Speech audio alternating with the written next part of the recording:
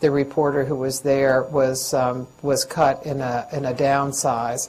And behind me, the Baltimore Sun has given up its White House position. So it's just all around us. These news organizations have downsized or just simply gone out of existence. But radio seems to have more held its own. Well, it all depends what type of radio organization it is. But how many affiliates do you have? We have over 300 affiliates. And what about 12 years ago? 12 years ago, the numbers fluctuated. We had at one time 475, but a lot of stations have been sold. A lot of stations have merged under different umbrellas, but we've held steady with certain stations. But what's happening is now we're finding that a lot of these stations are trying to hold their own. Revenue is tight. Revenue is very tight. And that's like with newspaper advertisement and like with a lot of magazines. If you look in your magazines 12 years ago or 5 years ago versus today, a lot of magazines are thinner. A lot of our ad time is not where it used to be. So that's what drives radio, that's what drives newspaper, advertisement.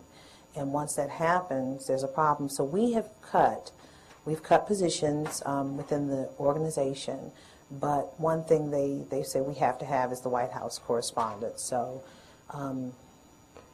that will be there. In looking at advertising, I know local television has been hit hard by people not buying cars.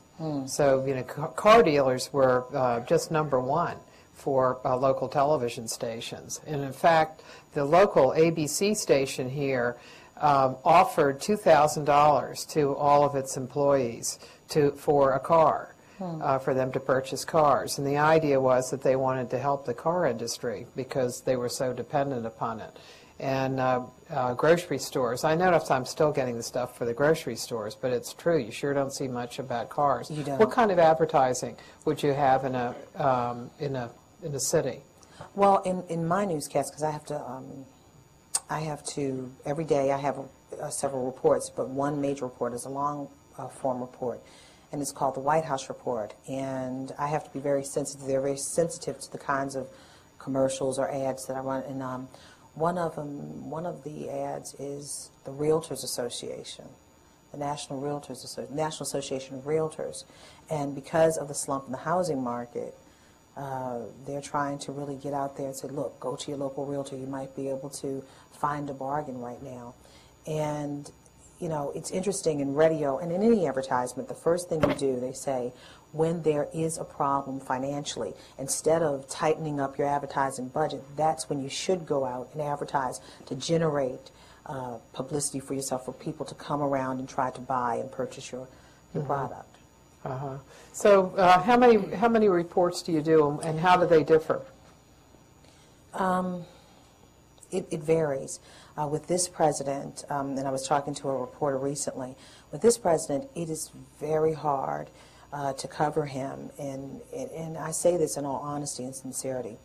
This president is a dynamo. He's come in every day. He's got 2 and 3 events, and typically what happens, there's 1 or 2 great events, and you can kind of say, in the morning he did this, and then in the afternoon he did this. But this president, as soon as he finishes one thing, he's going into another, or it's, I can easily say he has like 3 events. Some days, some days he actually has 3 events, and you have to really, because it's really hard to cover all 3 events adequately. Now, if they are impacting enough, what I try to do is cover each one and maybe do 3 stories each. So that's like 9 stories. Some stories I would, if he had one event, like the Women and Girls Initiative, I would maybe do 2 or 3 stories in that, and he had some other things. So really I tried to focus in on that day, because that was very big for him, because one, this is a man who got the black vote, got the female vote, and that was very big. He followed through on a campaign promise that, look, I'm going to work with you. Also that week I believe I did a story on the Urban Affairs Office. And then you have other things during the day, and that doesn't even include enterprise stories. Today, for instance, the president was gone, but I worked on the issue of him traveling to Iraq. I talked to General Barry McCaffrey. I talked to P.J. Crowley, formerly of the Clinton administration. Then I'm trying to find out about President Obama and church. The big story now is, where is he going to choose a church? So I found one of the advisory board members on Facebook. Yeah, everybody looked up with that. I found one of the advisory board members, and I can't stand Facebook because I'm not technologically inclined yet, but it's working. So I found her on Facebook. She said, "How did you find me?" I said, "I can't tell. It was divine intervention." And she happens to be a bishop, and she's in his faith-based initiative. She called me back. I just sent her a message. She called me back. And I thought that was the most interesting thing. So I said, this is so interesting. She said, and she couldn't believe that I found her on Facebook. But she responded. So, and we're going to do the interview. She didn't have time because she was in the meeting today. They actually had a meeting today. I didn't even know it. I was just trying to find out about this church thing. And, so we're going to do an interview tomorrow about what this faith-based initiative is about, especially, well, not faith-based initiative, the Office of Faith, I believe. I don't remember the new name for it under the Obama administration. But, especially as we're going into one of the most holiest times of the year for various faiths, what is this office doing? So that's one component. And then also I'm going to ask her, look, when the president's picking a church here, what kind of church would he pick? And it's really a political issue. I talked to one of my political sources. I'm going to give you something real quick. I talked to one of my political sources a while ago, and I said, what kind of church? This is video streamed and it's archived. Okay, but I'm not going to say the name. Okay. I said, what kind of church? Okay, I said, what kind of church should the president go to or attend? And I'm not going to say the names of the church. I'm not going to say the names of the person. But this is something that they consider, and this is something that's a nuance for us to add in our stories. I said, what about such and such church? Slow, non-controversial, bunch of older Americans. Another church, not sure that it's a good fit for the children, meaning the Obama children. Another church, very progressive and lots of former presidents. Then another church, they talk about the ministry. So and close by. Yeah, and close by. And the list goes on. So when they pick a church or pick something, they put a lot of thought into it. It might be a spiritual uplift for him, but it's a lot of politics that go into the politics of choosing a church. So everything has got some kind of political spin, some kind of nuance. So I was working on that today. What else am I working on? Oh, I'm going to Mexico next week, and I'm working on the issue of drugs. And it's not just about drugs with Mexico. It's the economy. It's the cartels. It's immigration, the border, the border security. You have all this. How many of you went to Mexico for spring break? This year? You did? Oh, no, that's just here. Oh, you did? Oh, you did. Okay. Okay. All right. Yeah, you went? We were all here. Oh, okay. They went to the tidal basin. Okay. But isn't it interesting that Cherry the blossoms are great. They are. Horrible on the allergies, but isn't it interesting that the State Department will come out and say, look, we're advising you young people, don't go. That's amazing. So right now, because of all of the border issues with Mexico, a lot of the border cities are having the problems with the shootouts, the drug cartels, this fighting. And I mean, it's something that you never thought you'd see. And I mean, Mexico is having a major problem. So the president's going down there, and he has to address this because this is a serious problem. It causes a lot of immigration issues. Refugees can cross the border when we're trying to shore up our homeland. It's so many different stories that come out of this. So these are some of the things that I was dealing with in one day. Yeah. So, and that's a lot. So I consider it almost like a master's program, something like you were giving the students earlier. This is you're always learning and always researching. Every day is something new, and you have to always. I mean, your sources, talking to people, use new age technology. Who would have thought I would have found a source on Facebook and they would have responded? That was amazing. So one of the things that's different about your reporting, I think because you were in Washington really by yourself for your news organization, is you deal with all parts of the government. Yes. So when you get response, like say you talk to Clyburn on Yeah. a regular basis, and lots of other people on the Hill on a regular basis, and then people within the urban and the black community, with interest groups of various sorts, whether it's the NAACP, Urban League, or whatever. So you have a really broad base to draw from. And I also did an AIDS story today. I forgot. AIDS story. They just released $45 million for AIDS. We were talking. So it's, how many stories was that? That's like 4 or 5 stories in one day, and you got to keep counting. Different ones, yeah. And do you have to update each of those? Yes, you do. That one you had to update because they gave you the wrong figures. Yeah, they gave me the wrong figures. It was ridiculous. You have something on paper, you go back to check with the White House, and then somebody says, oh, no, this is the number. And I said, are you sure? And they went back and checked, oh, you were right all along. So, you know, you have to go back and redo, but, Yeah. you know, those things happen. Well, how did you get into this business? How did you get to Washington and to the White House? I stumbled into it for real. It was weird. I got into the business because I loved the adrenaline rush. I loved finding out about what was going on. I wanted to know what affected me and what affected the people around me. I like the fast pace. I said I could hang with this. I could be this. This is me.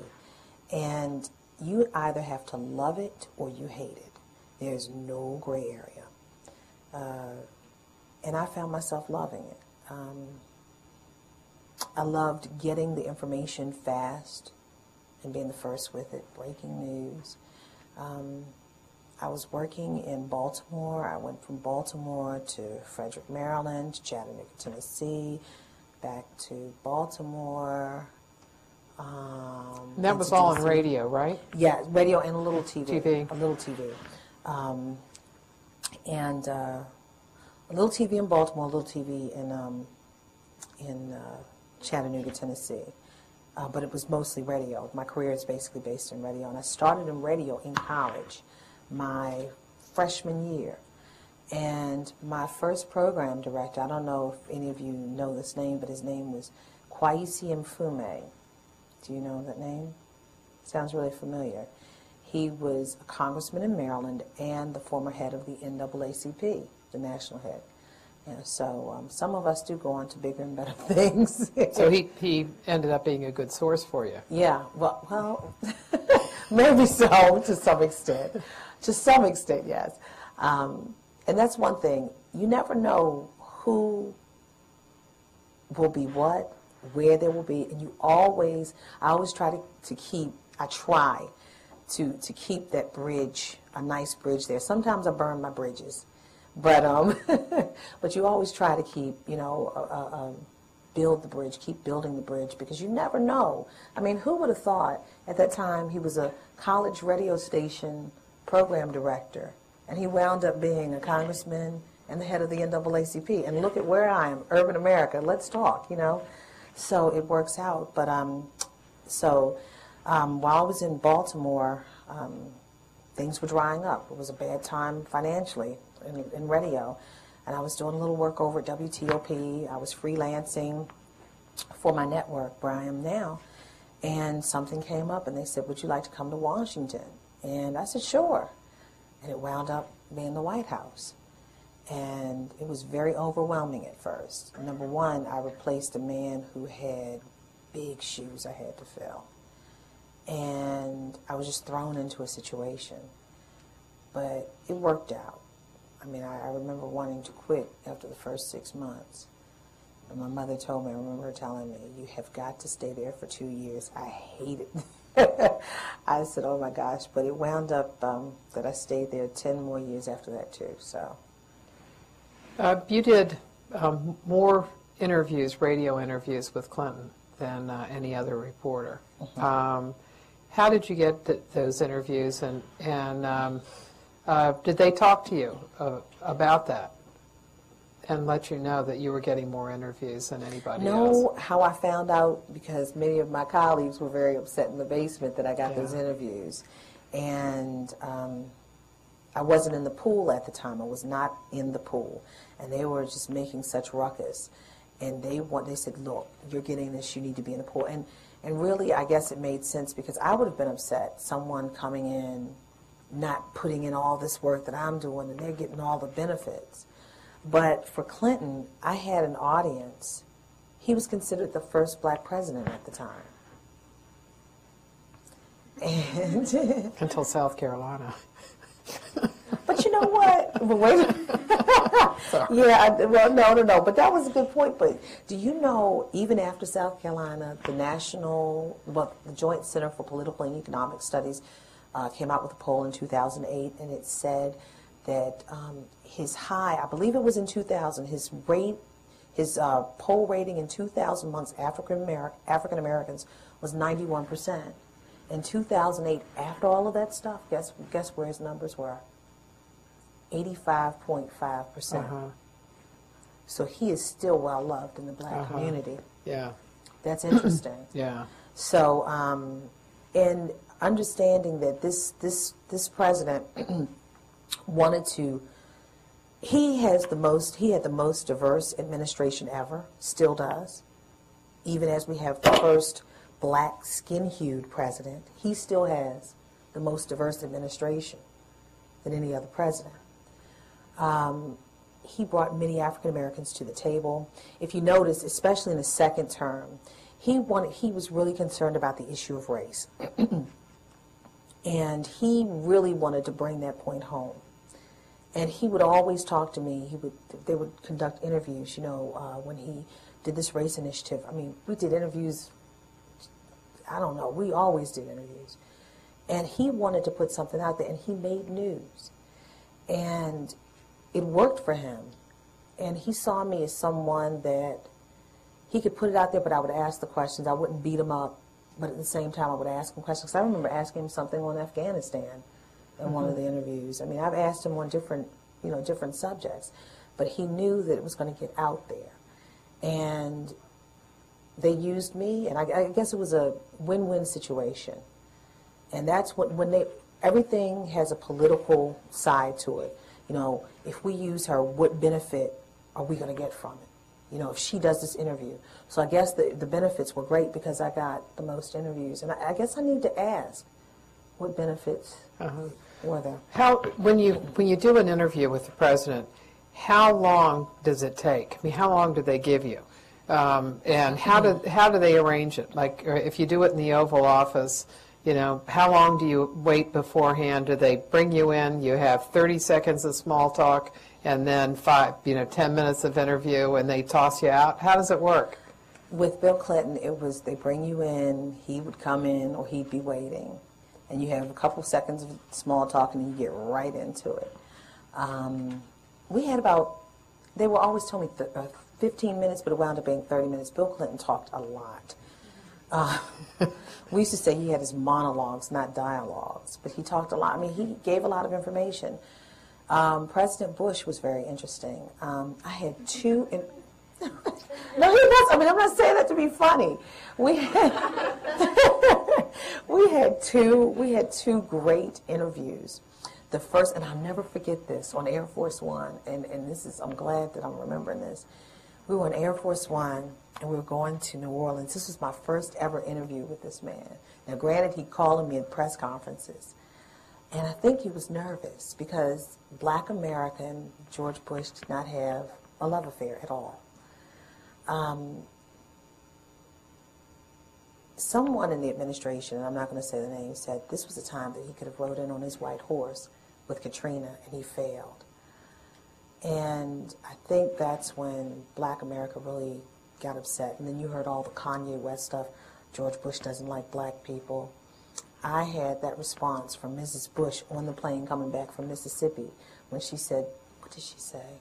That was a separate trip. Yeah, that was a separate trip. It was a separate trip. But she responded to Kanye West. I broke news with that after Katrina. And that was a very emotionally fraught day to see those people the victims of Hurricane Katrina in that place. And it was a church that we attended. It was interesting.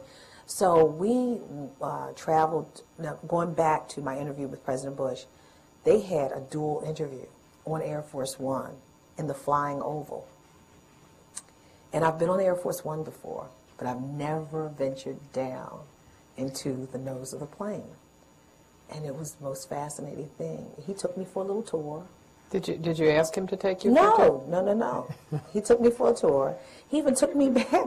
He showed me where their beds, these are like twin beds, are on the, yes, twin beds. They had these twin beds, and it's above the pilot on the nose of the plane. And I said, wow. You know, he said, and he was showing me that, and he was talking to me, and he said, and this is when, and I'm going to say, because we've said it before, it's been published. He said to me, he said, April, you know, I'm serious about this. He said, there needs to be more black members of the press in the press room. And he said, you know, I'm not pandering to you. I said, I know you're not. And I said, you told me this before. And when you look out into that briefing room, it's a couple of us. Out of 50 people, it's myself and maybe a couple others, you know. So that press room does not reflect the diversity of America. But anyway, I digress. Moving back. So while I was doing the interview with the president, and Hurricane Katrina is a very tense subject for the Bush administration. It is a wound that has not healed yet, and I don't think it'll ever heal. The scar tissue has not come formed yet. So while I was sitting there and I was asking him questions, I remember when we finished the interview, he went like that. He gave to the press secretary, because I think he was sweating bullets because he knew it was a very tough. It was a very tough situation, and here this black reporter who's covering New Orleans, you know. And I remember getting in trouble. It wasn't really. It was a big back and forth about Hurricane Katrina, because the president said, you know, April, when we come back, you know, 10 years from now, remember that? Mm-hmm. When we come back 10 years from now, we'll see. You know, the question was, how long will it take to rebuild New Orleans? And he said, when we come back 10 years from now. And then the White House got upset because people were saying that, and really, in essence, it really was, you know, he was saying, you know, it's going to take a while because the people of New Orleans, he gave it to them to fix. And you still have New Orleans, a place that looks like a tinderbox in some areas. You know, you still see, people are still taking tours, finding wood splinters of homes. The place has not been rebuilt. So it's a very sensitive subject for the Bush administration, and they know it. And I remember that when he gave the thumbs up, like, I passed the test. And it was just very interesting. And that was that interview. And in the last interview with Clinton, he let me sit in his chair at the Resolute desk, and he took my microphone like he was interviewing me. And so did he ask you any questions? No, he just said, "You're president for this moment." I said, "Oh my God, the world worked out. Nothing happened." I said, "I was a good president." So. Tell us, for all the different stories you do, what information do you get on a regular basis? How do you inform yourself? You know, what do you read? When do you start reading? And what do you read? And listen to as well. I drive in, I listen to CNN and Fox on XM. When I drive into work from Baltimore, that's about a 2-hour trip, so I get the gist of the news as I'm driving in every day. I get up in the morning, the first thing I do is turn on my television to one of the news channels, one of the cable news channels. Unfortunately, I don't watch local news. I don't have time to watch local news, and I live in Baltimore, so I don't know what's going on in my community. Then I'll go down, this is about 5 in the morning. Do you do that just to make sure that nothing huge has happened overnight? Right. I make sure nothing huge has happened, that I'm abreast of everything, or as much as I can be. I'll go downstairs, turn on my computer, and I'll try to go through. What time would this be? This could be anywhere between 5:20, 5:30 in the morning. And I try to, and the reason why I do this, I have 2 children too. Yeah. So you get up early. And Dr. Kumar knows sometimes I've emailed her like 1 o'clock in the morning, 2 o'clock, or 5 o'clock in the morning. Yeah, right. So, it's no rest for, seriously, no rest for the weary. You're always working, you're always on. And I'll go through a lot of urban blogs that to see what's going on. And then I'll go through a little bit of the Washington Post, look at the front page. I'll try to. What other paper? I'll go through the Times, a little bit of the front page, if I can. Because by 6 o'clock I'm upstairs. Now I'm watching TV again at 6 o'clock. I'm going through emails, looking at what the White House put out overnight, daily guidance, looking at the sources, emails from sources, from everyone wants to get your attention, who's outside the White House, some kind of interest group. They send you all sorts of emails. My AOL account is always jammed. It's always full because I get so many of those emails. So I have to go through the emails and check what's going on. Because a lot of times there's a lot of news nuggets in there that could work in a story. By 6:30 I'm upstairs. I'm away from the computer. And I have my BlackBerry. I check my BlackBerry while I'm in the kitchen cooking. And really by 6:30, 7 o'clock, I'm away from the computer until I get to work, 9, 10 o'clock, what have you.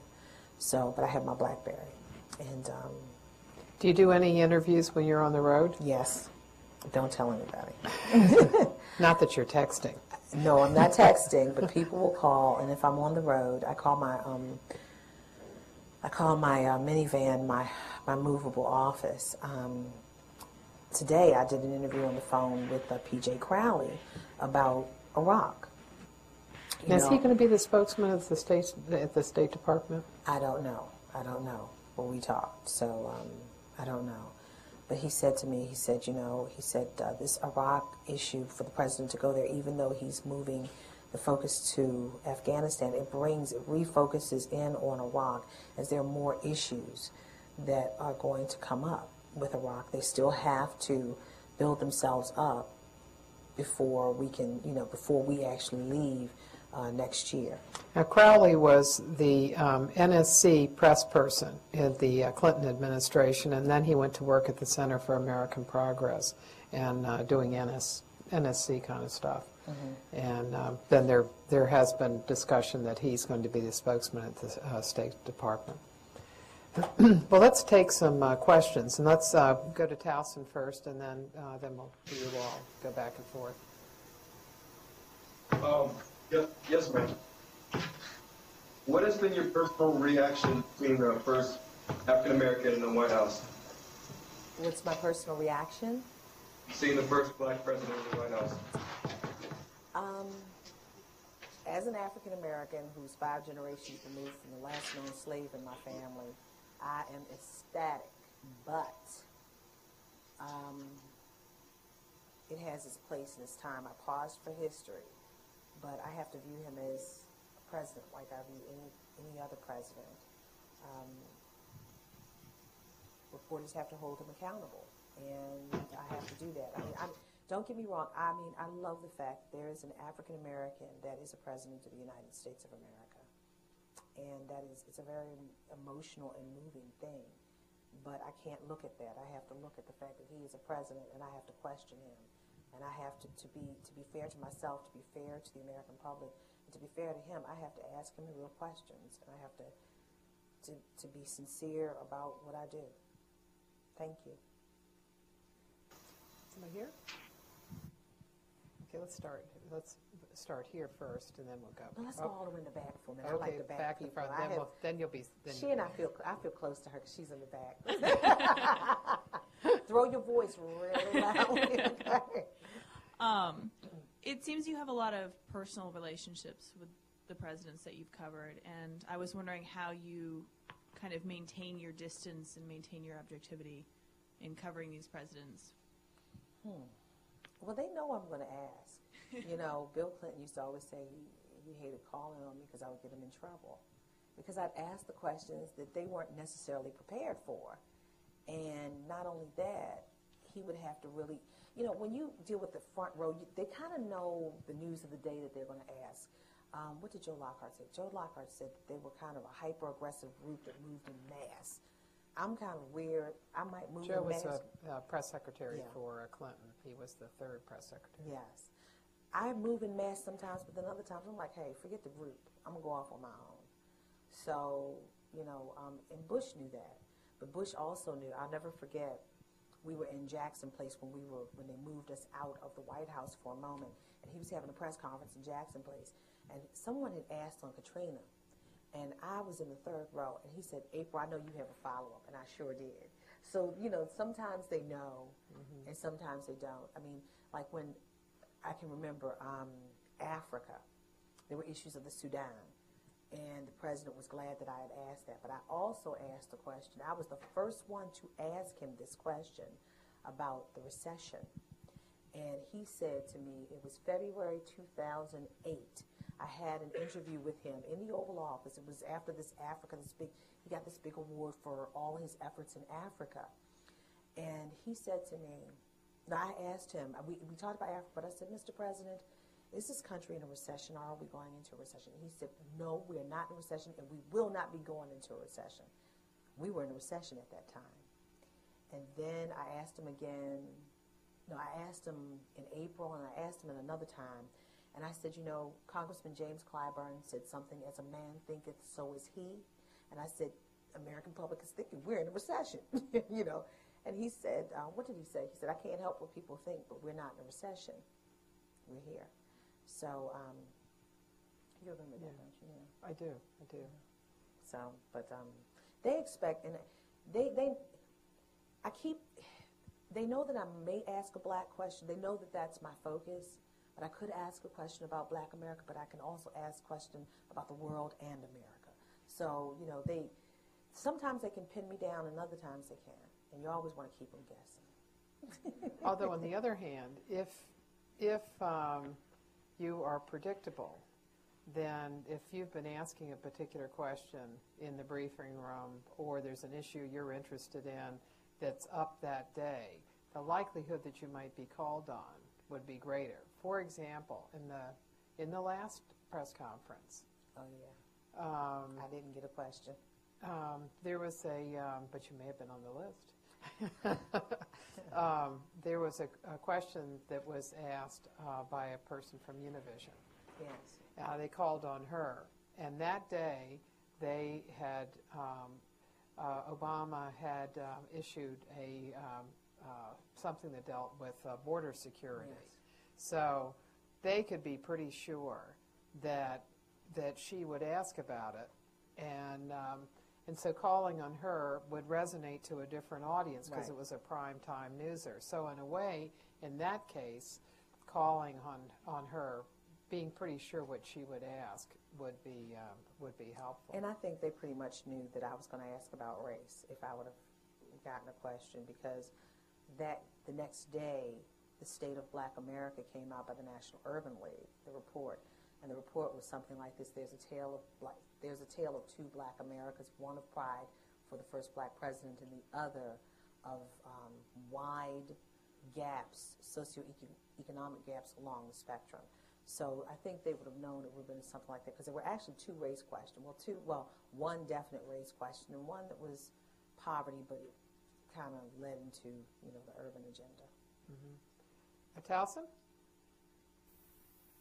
Mr. Ryan, you keep really like making a distinction between Black America and mainstream America. Do you think that making a conscious decision to separate these two Americas is kind of perpetuating this separation, or do you think it's important to highlight the differences?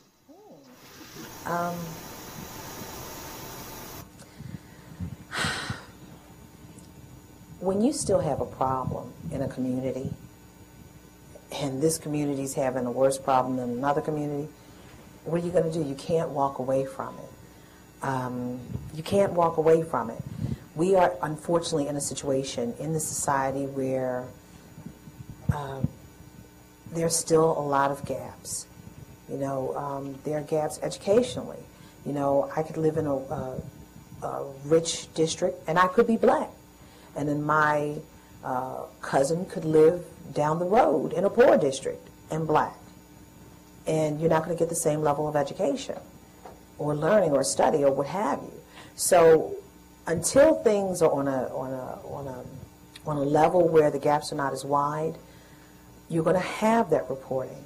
I mean, you know, when you hear that the unemployment rate is 7.6% overall, and then the black unemployment rate is 12.6%, whereas the white unemployment rate is 7.6%, that is worth reporting. And I mean, the question now is why? Why is that gap there? How do you fix it? It is about race, but it's not about race. That's when you report. I mean, you know, if there's something going on in the white community, there's a, you know, rich white America, poor white America, I'm going to report on it. But does that separate, does that still keep a separation between white America or mainstream America? You report on it to fix the problem, to hold people accountable to address the problem. And that's what reporters, a real reporter's job is to do, to be as objective as you possibly can and put it out there so that people know what the situation is, the true situation is. I hope I answered your question. Now, do you have it, the microphone?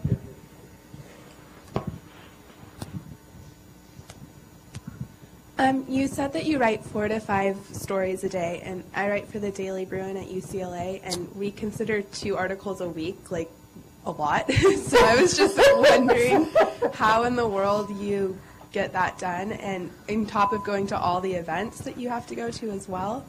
It just seems like, how do you write a complete article or story? How do you write a complete sentence or have a complete thought on it? You know what? I've gotten to the point, because this president has a tendency to just, everything is up and down. I said, you know what? You know, it's better to be in the room sometimes because you see the nuances. But at some points, I'm like, look, in order for me to do it, because sometimes you have to stand in the room an hour before the event actually starts. And at that time, you could be working on your sources, you could be working the story up, and then you have to do the event.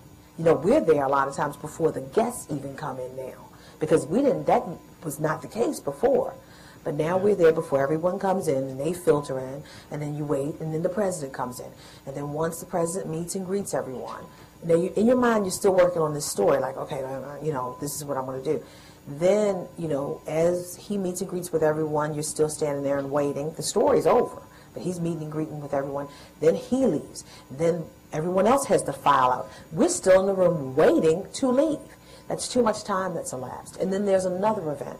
So I have to really pick and choose what I do, and I have to really, really think. I have to plan out my time. You have to be really smart in how you do it. And unfortunately, when I'm in the building, I'm there, I'm getting it piped in, and I see the people, because a lot of times the people actually come out and go to this thing called Stakeout. It's right up the West Wing. It's a bank of microphones where they'll talk to the reporters, and we still get the story. And some of us even call the people or find them, you know, later on. But there's several ways of attacking it. But when you've got news stories coming in all the time, you have to really watch how you do it. And I get the story, I type it up, I write it up and edit it, put my voice to it, do 3 or 4 of them, and then try to get it out, send it remotely through my remote connection to my company in Pittsburgh. And then I'm gearing up for the next story or the next event or the briefing. So, I mean, there are so many different components to the day, and you just really have to figure out how to plan it. And I'm telling you, that those 2 stories, you're going to be like, oh, that was a breeze when you look back. Do you ever think that you don't cover a story like justly enough or give it enough coverage, or are you unsatisfied ever because you have such limited time? For me, I have 35 seconds, and I have to say a lot, 35 seconds. I don't have time for a lot of fluff. I have to get right to the meat. I've got to get the impacting stuff. I try to pick out the most important things.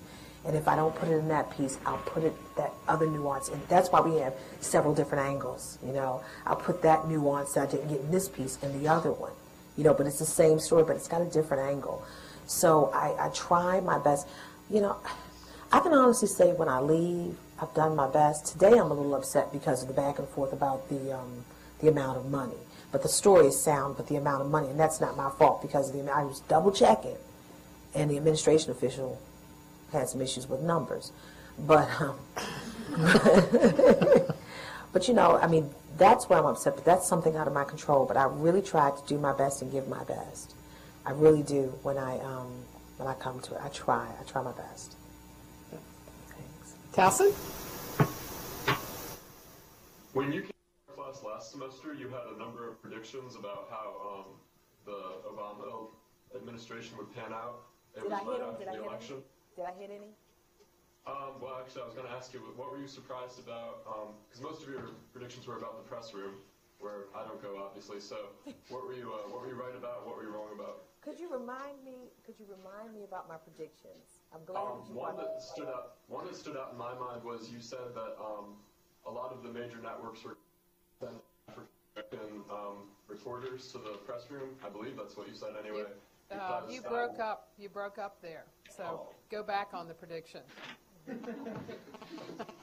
Right. Got a reminder. That's okay. As I recall, one of them that you said was that a lot of the major networks would start sending African American reporters to the press room. Yes. Because that would work better for what they were going for now with the new black president. But then just a few minutes ago, you said there were actually only 3 now in the press room.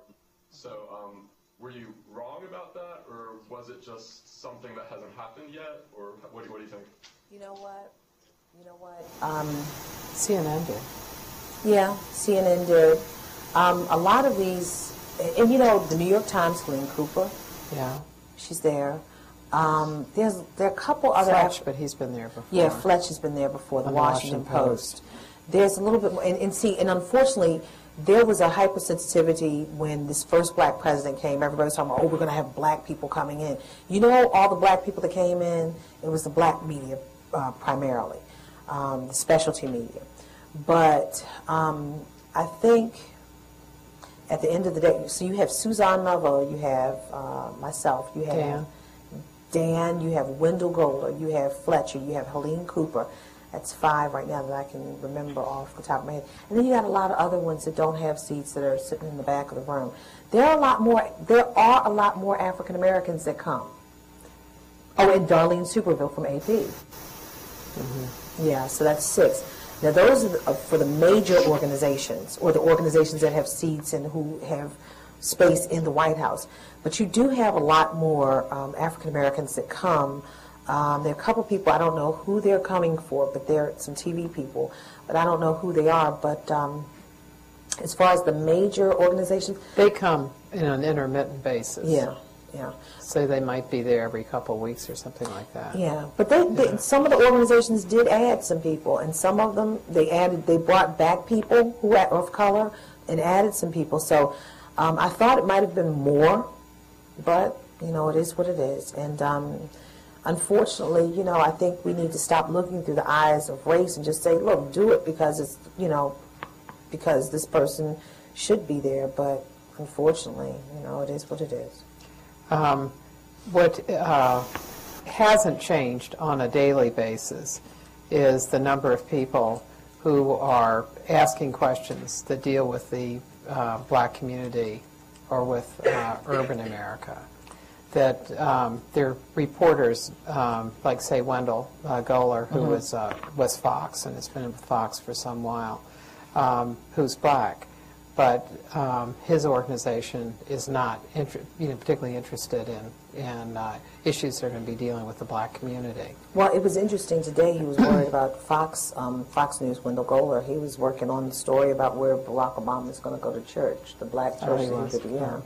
So I mean, especially, and the reason why I guess he was really, his news outfit was concerned about it because it was such a pivotal issue about Obama and his faith when he ran for the office of president, and Jeremiah Wright, the controversy with Jeremiah Wright. So now they're trying to figure out what everybody's trying to figure out what church he's going to go to. So yeah, we shall probably see. going to have somebody who's a little lower key. I think so. I think that's a very good. Did you predict the number of people, Brian? When she was there, you can be the truth teller here. Did she talk about how many additional people there would be coming to the White House on a regular basis in the briefing room? I don't think we talked about that.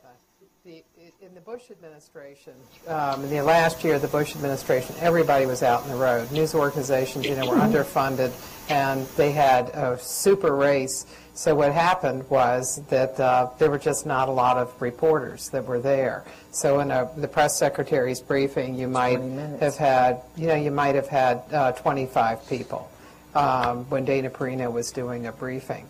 When Robert Gibbs was doing his briefing, when he started out, there could be 160 people in the room, and it's gone down, but it's still, it's under 100, but there are 49 seats, and those 49 seats are filled, and then there are people around, so it's still, it's very definitely a news magnet. Even if it's very long, because one of the problems with the day, too, is that his briefing can last an hour, pretty close to an hour, and he can be late. They gave a 2-minute warning recently, and it was 45 minutes before he came. So television people were really upset about it. But that adding of time means that April has to do a story elsewhere.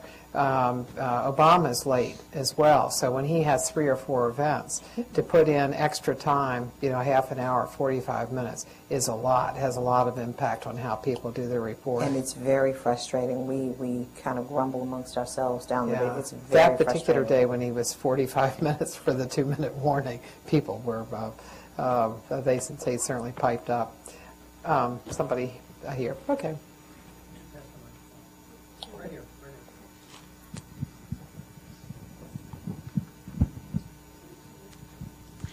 Hi. You mentioned the president denying that we were in a recession. How do you deal with something like that, given the time constraints and dealing with it professionally? Do you press them on it? I'll just say why. Why do you feel that? And he'll explain why. And he did get into something. I forgot. He said the GDP something. They were the White House.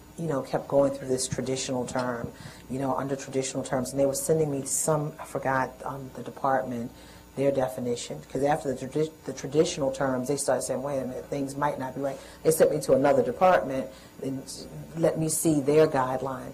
But after a while, you couldn't deny it. You just could not deny it. But at that time, I asked him about it.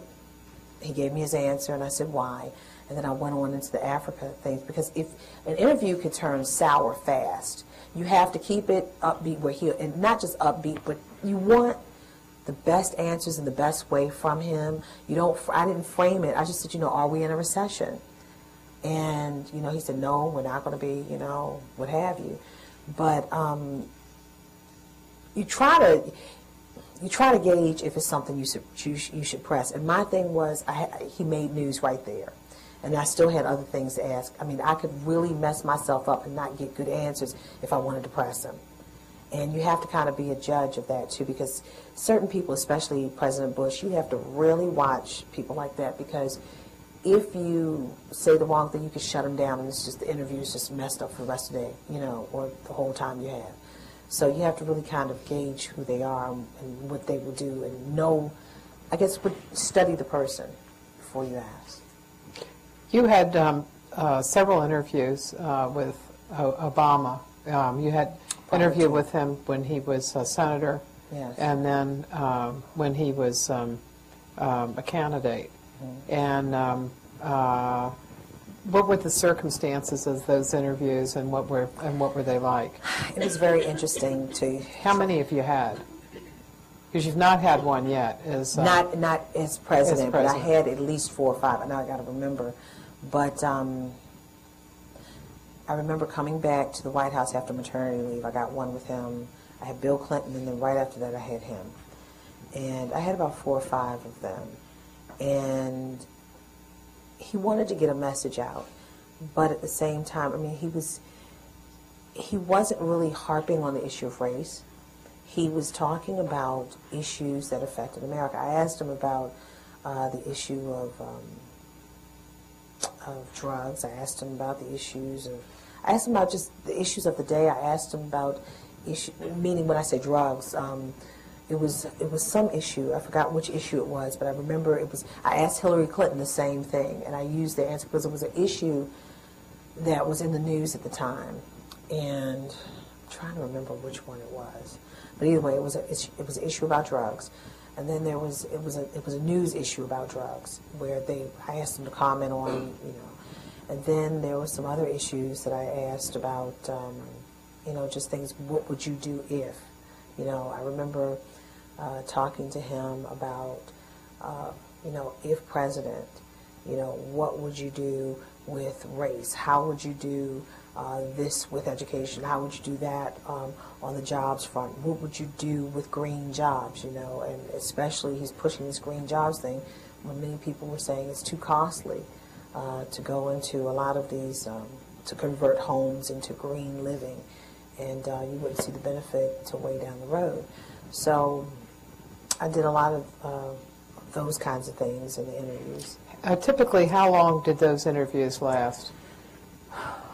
About 15 minutes. And would he be doing a whole series of them? Yes, he did. And so that, they sit down and they just do them? A phone chain. He'd be on the phone, and they just pick up. Did they have a staff person who says, okay, this is your list, and this is the person you're going to be talking to? I believe that was the case, because I remember the last interview he had, it was Thursday before the election, and it literally, I was supposed to do the interview, I think, like 9 o'clock or 8 o'clock or something like that. It wound up being 6 o'clock in the morning, and I was lucky my kids hadn't gotten up yet, and I tried to find a quiet place in the house in case the kids got up, and he was on the phone. I didn't know he was on the phone. I said, okay, let me get in. And so I said, where can I go? I was in my basement. And I sat down on my treadmill. The treadmill, it was laying flat, and it's a long way to sit down. And I said, oh. He said, boy, it sounds like you're having a hard time. I said, oh, no. I said, Sarah, why? So I didn't know you were on the phone. So we went into the interview. It was very interesting. But it was interesting. He was very early in the campaign, and he's very late now. So I guess there's no middle ground for him. Okay. Let's see. We're here? Did we just finish? No, we're there. Okay. Sorry, Towson. I just forget which place we are. Yeah, right in front there. You mentioned earlier that Obama received the black vote and the woman's vote, and hypothetically, had Obama not been in the race, I think Hillary Clinton would have done the same. Hypothetically, what did you say? Would have won the woman vote and the black vote. Mm-hmm. So as an urban radio reporter that deals with men, can you explain why it said that over 90% of African Americans vote a certain way? Wait a minute. Say what you broke up again. I'm sorry. The in part. I'm sorry. As an urban radio reporter that deals with many racial issues, can you give me your opinion on why you think that over 90% of African Americans vote a certain way?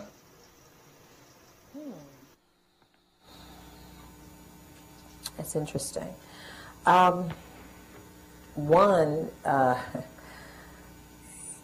If they feel a party is not, I'm not speaking for all, but this is what I've noticed. If they feel a party is not taking care of their interests, they're not going to vote for them. And I don't think it's just African Americans. I mean, look at the Hispanic vote. Look at what happened with immigration, with that, how they came out in mass. They were very strong. If you don't support a group of people in their interests, they're not going to vote for you. And that's just that's a common sense thing, and it's also a thing that it affects them on a daily basis. People vote and support what affects them. So if someone is not stepping up to the plate and doing what I feel that they should be doing for me, that affects my personal interests in my family, my neighborhood, I think that's where they are. I think it's really personal. I think communities take this personally, especially communities who feel like they have not been fairly given a fair shake, So I think that's what it is. I believe that's what it is. I mean, it's my opinion. It's non-scientific, but that's what I've viewed. Okay. Yep. Pass it over, and then we'll do you next. One is about race relations, and it's little long, so bear with me. I So will. I have here, the Republican Party has tried to retaliate or compete with Democrats by using race, like with the GOP's reaction to Obama's State of the Union, with the mayor of New Orleans. Yes. And 3 years ago, a senior White House press lady mentioned, I was at a conference here, she mentioned that Condoleezza Rice might run for the presidency. Right. And my question is, have you heard any inside info about her running or the Republican Party using another minority to compete with Obama and or the Democrats? We already see that the Republican Party is using a minority to come up against President Obama with Michael Steele, African-American head of the RNC. Now, as far as Condoleezza Rice, I think that was a while ago that they were floating the idea, but it didn't work because of her views on abortion and her views on affirmative action. And it wouldn't have floated with a lot of the Christian right, her views on abortion and some other things. So they tried to float it, it didn't work, especially when they thought that Hillary Clinton was going to run. So I think race is a factor. Unfortunately, race is a factor in this society. And the GOP has an African-American. They have an African-American leader of their party now. And you have an African-American leader of the Democratic Party who happens to be also the leader of the free world, also the leader of the country. So race is a factor. But we'll see how it plays out. I don't know how it's going to play out. It could work out for the best. You never know with the situation, or it could work out in reverse. We'll see. Has there been an effort by the Republican Party to recruit black state legislators or office holders to run for House seats or Senate seats? Oh yes, there's a big effort. There's really been a big effort. I remember during the first term of the Bush administration, they were so happy with their numbers of the black vote. I'll never forget, J.C. Watts was outside, former congressman, Oklahoma congressman, Republican congressman, African-American. And I remember him at stakeout one day outside the White House at the Bank of Microphones. He said something to the effect, oh yes, I'm looking for 40% of the black vote. And I thought that was very odd. The next time, they ran for president, and, the Republicans tried to run for president. And it was very odd to go from the numbers that they'd gone up in number, but... Was that after 2004? And then he got it in 2000. No, this was the first Before term. Yeah, this was the first term. So it was just very interesting because the second term, they weren't going to get it after Katrina. And, this was maybe just before the University of Michigan amicus brief decision when he said this. So, and that started turning the tides. President Bush was against any kind of favoritism for the University of Michigan, race-based favoritism for students to get scholarships into the university or get into the University of admissions into the University of Michigan. And that really caused a lot of ruckus within the black community. And but to his credit, he was the first president to ban racial profiling on a federal level. But you don't hear much about that. Okay. Towson?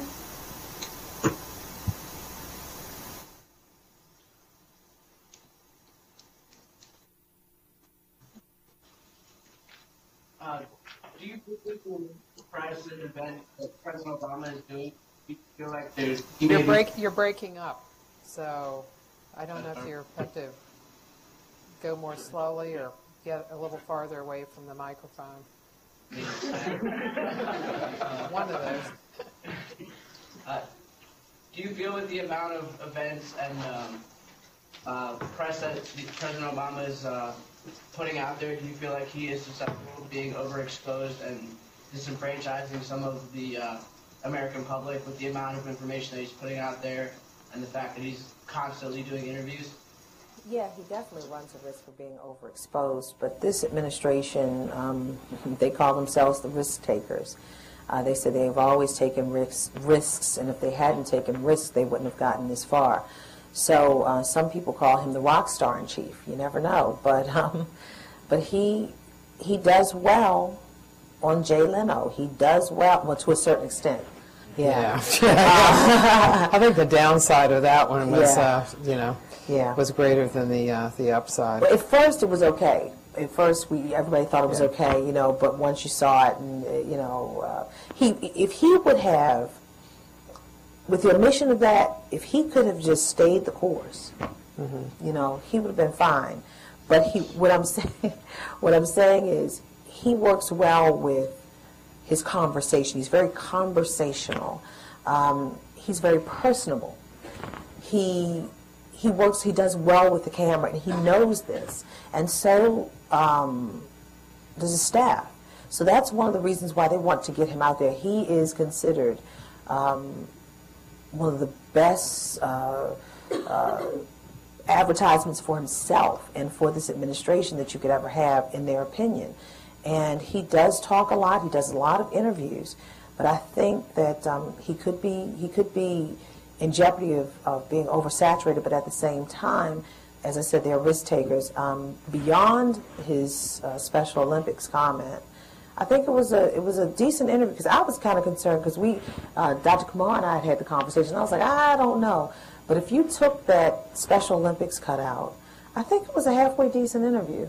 Except you can't do that. You can't do that. One of the problems when presidents get into a different environment like that, then they start, that they fall into the environment. For example, Clinton went on MTV, and so this one young woman asked what kind of underwear he wore, where he wore boxers or brief, and he answered the question. And so I think you run a risk in that kind of environment. And he always wants to seem presidential. But what I wanted to say is, I think for him to, and everyone questioned at first, Jay Leno, the nation's in a bad economic downturn, not just the nation, the world. And we're wondering, how is he going to balance jokes with the economy? And I know you don't like to deal with the issue of that joke, but if you took that out of there, if you turned your head and closed one eye, I think, he handled that part. I was surprised at how he handled it. Looking at it, I said, wow. I said, he could, be personable and talk about the economy. And I said, because I thought it was a bad mix. How can you be so somber and then go on a show that you have laughs and singing and, comedy, but it worked to a certain extent for them, I think. Okay, there. Let's pass it over. I actually have 2 questions, if that's okay. Sure. My first is relating to the speaker that we had last week, Bill Burton. Oh. He had talked a lot about openness and transparency, and I guess we all know that from the campaigns and everything, that Obama wants to have a very transparent administration, at least from the last administration. And I was wondering if, as a reporter, if you've noticed any change, in the amount of time that they'll spend on any one topic. So that's my first question. And then the second is, you've described yourself as being specialty media, not the mainstream, but sometimes you go with the mainstream. I'm wondering if, with the past 3 presidents, and I know that you've had good experience with both Clinton and Bush, but have you ever noticed that they may try to avoid questions from you or from specialty media because they feel like you may have a certain type of question that they don't want to deal with? I could imagine that being the case for all of them, because when there's something that you don't want to deal with, let's say, for instance, Monica Lewinsky, the Lewinsky scandal during the Clinton administration, it derailed a lot of programs. I remember at that time he was holding his race initiative, and he was supposed to have town hall meetings. They cut back on the town hall meetings because they didn't want anyone getting up and talking about this when they were supposed to be talking about race. And they were very sensitive. They really knew that people were upset about that, and that reporters were feeling the pulse of the country and wanting to find out. We were very hypersensitive about it. Looking back, should have taken as much time looking back, but you learn from your mistakes, but it was still news. And of course, they're not going to call in certain reporters, or they're going to figure out a response to a certain reporter if they had to call in. President Bush, yeah, there were a lot of things that he didn't want, you know. And so, I mean, going back from Karl Rove, all of Karl Rove's. Yeah, I remember in a particular press conference, Bush would go down the line, and he would just go down the row. And Dana Milbank was the White House correspondent, and he had written an article in the Post that I think it was a front page one too, and the headline on it was "Taking Liberties with the Truth." And it was just a few days later that Bush had a press conference, and it was in the old executive office building. And he went right down that line and just went right over Milbank. And he did that with Helen, too, with Helen Thomas, just right over. Every now and then he would call on her, and then he always regretted it. But he didn't do it very often. Yeah. So they definitely have a history of doing that. Yeah, and I think this president doesn't want to focus too much on the issue of race right now because people are very hypersensitive about it, and it may be something that, you know, he could regret because he wants to go for another term, and right now it might not be politically savvy for him to continue to focus in on race, but he can focus in on it by giving it to his office of faith or to the urban initiative that he has, the urban policy office. So instead of directly dealing with those questions. So you kind of know, you kind of gauge what people are going to ask or kind of feel what people are going to ask, and you pick according to that. What about transparency? Oh, transparency. Do you find that this administration is more transparent than the Bush administration, and go back to Clinton or the Clinton administration? What did Bill Burton say about transparency last week, if you don't mind me asking? Well, I mean, he talked about their efforts. That I think they see themselves as doing a lot. They have, they have the website that they put things up on, but in other parts of the government too. If you look at OMB has put up a lot of stuff, but I think they see themselves as being more transparent, and if in some areas they aren't, it's just some kind of screw-ups. For example, there have been cases where they have not released or put on their website executive orders that the president has signed or memoranda, and instead, but you can find them on the Federal Register. So one of the things I do is I look for that. And if I'm looking for appointments, I look on the Senate calendar.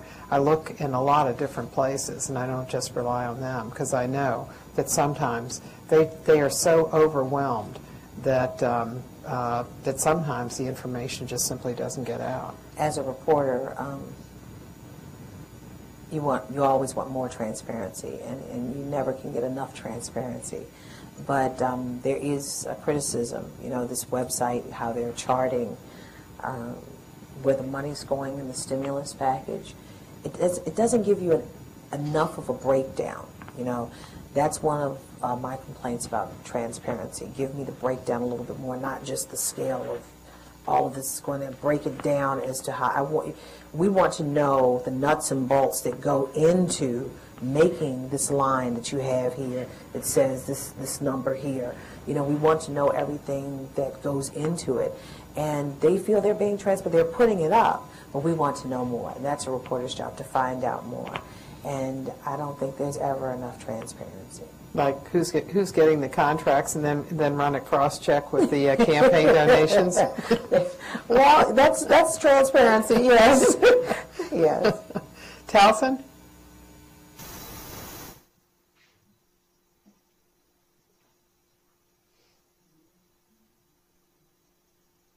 To move into another point, do you, as a reporter and journalist, see yourself as a check on the government and as an essential part of it that keeps it in line? That's a very interesting question, but to a certain extent, but I don't think so we both hold each other accountable. I think there has to be an accountability mechanism for each side. And I think for a journalist, we ask them questions because if there were no questions to be asked of a president or of any politician, what would happen? In some cases, some of the most extreme things could happen. But I think it's a very important mechanism. We, as journalists, White House correspondents, we are the buffer between what the American public wants to ask the president to the president giving the answers.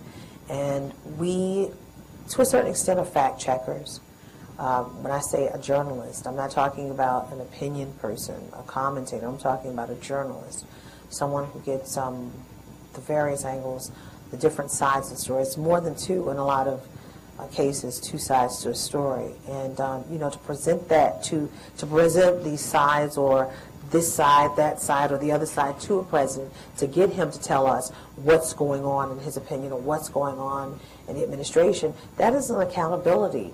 Also, they're holding us accountable for asking them the questions and finding out, making sure that we find out the situation as it really is. Also, bringing them stories, like Dr. Kumar said about the black farmers, about issues of reparations, about Hurricane Katrina, what's happening on the ground. A lot of times these people are in a bubble and they don't know.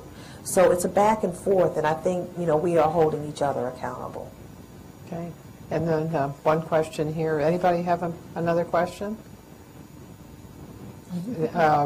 Anybody who has not asked a question before?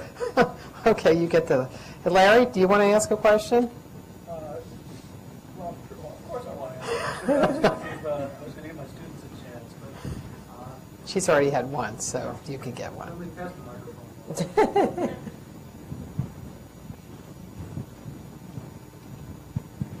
You'll have the last one here. The last Actually, question. this has been very interesting. And thank you very much for being here.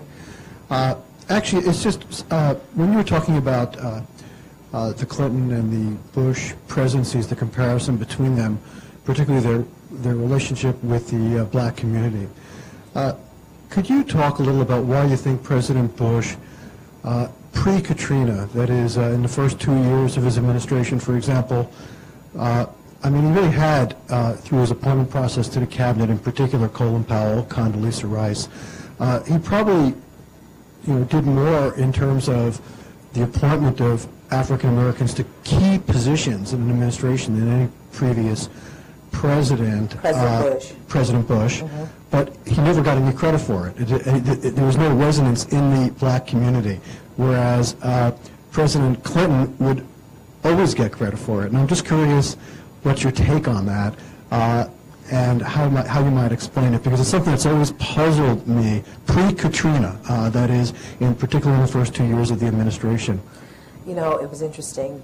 A Democrat, a high-ranking Democrat told me that it would have to be a Republican to make these major moves, and it was President Bush.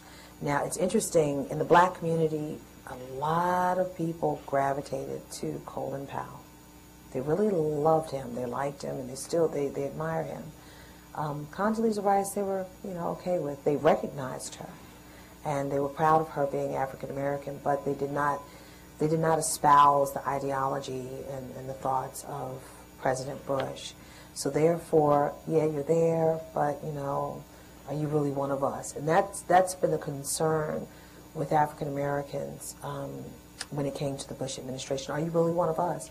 Because some of the things that the University of Michigan, also the issue of a slavery apology.